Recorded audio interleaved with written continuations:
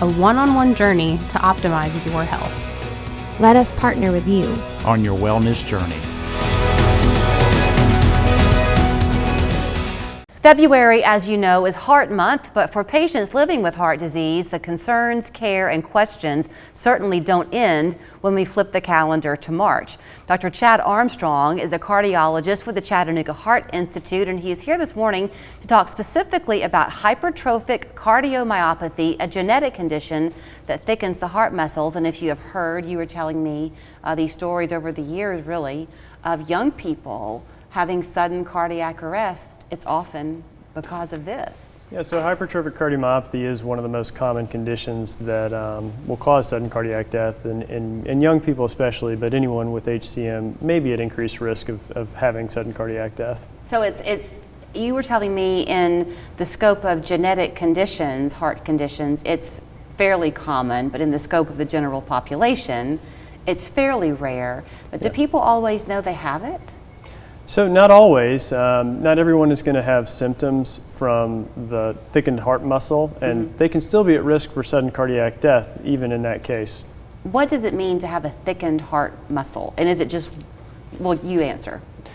So from HCM, you have a mutation in a protein that forms the heart muscle, and because of that it doesn't form in the normal way, and the heart gets abnormally thickened because of that, and that can cause some scarring in the heart as well. Okay, so that what affects like blood flow then through the heart? Is that what happens? It can affect the blood flow to the heart because as the heart gets thicker, it's harder to get blood to all the areas of the heart muscle.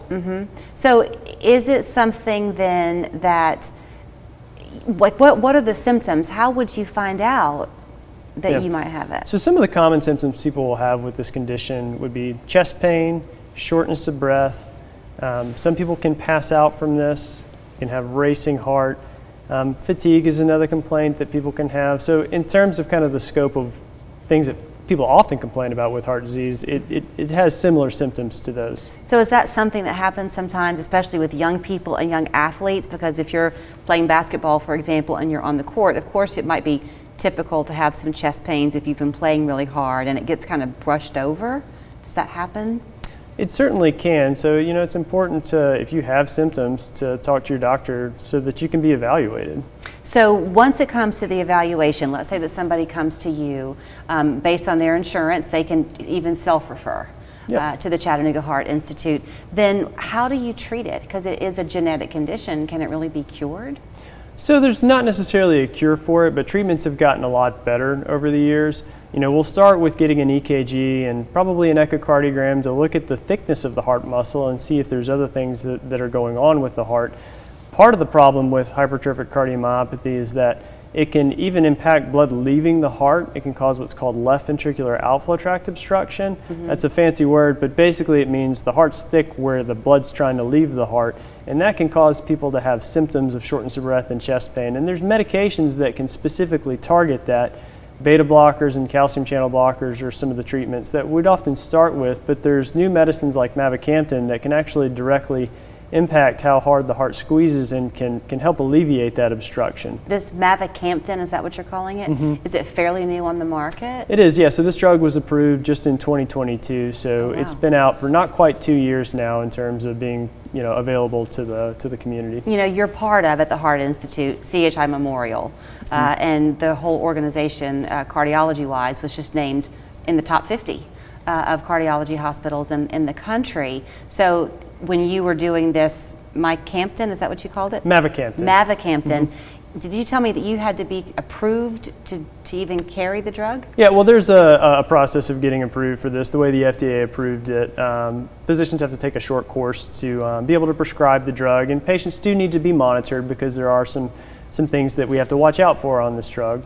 So if heart disease runs in my family, well, kind of. So my dad died in 1981.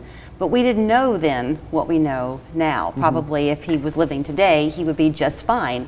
Bypass surgery was even a new thing then. But I don't know totally what his heart condition was in 1981. Could it possibly be that he had this and nobody ever knew, so should I be tested for it? Well, it's hard to say specifically with that instance, but it's never a bad idea if you have a history of heart disease in your family to go see your doctor and talk to him about that so that you can be screened. You know, often an EKG is a way to start, and if the EKG is abnormal, it might prompt further testing. If you're having symptoms, that could prompt further testing that could help uncover diagnoses like HCM and other heart problems. If people do come to your office, will everyone receive that drug if they have this particular condition? No, so it's a drug that's for a specific set of people that have hypertrophic obstructive cardiomyopathy, that do have that left ventricular outflow tract obstruction, that have significant symptoms that maybe don't respond to some of the other forms of treatment that we have. And then just some lifestyle changes perhaps that you make, or do you encourage people to still exercise but just be careful of certain signs? Yeah, so that's a good question, because you know, historically we used to tell people that they really shouldn't do a lot of exercise and strenuous activity with HCM because there was concern that that could increase the risk of them having sudden cardiac death.